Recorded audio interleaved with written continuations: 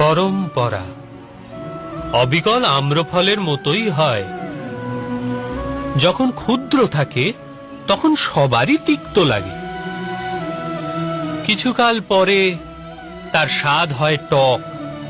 যার সেই স্বাদ পছন্দ সে তাকে গ্রহণ করে নেয়।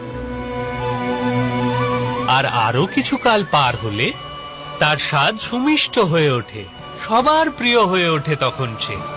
কিন্তু আরো কিছু কাল কেটে যাওয়ার পর তাতে পচন ধরে, তা থেকে দুর্গন্ধ বের হয় মহামহিম। যে খায় সে ব্যাধি আক্রান্ত হয়ে পড়ে, আর অবশেষে পড়ে থাকে সেই ফলে শুষ্ক বীজটি, যার কোনো উপযোগিতা নেই।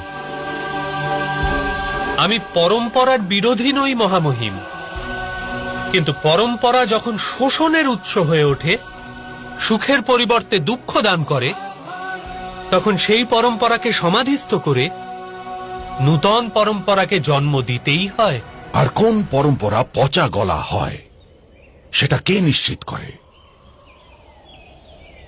আপনি বাসুদেব? না, সময় তা নির্ধারণ করে, আর সময়ের বিধান সবাইকে মেনে নিতে হয় মহামহিম।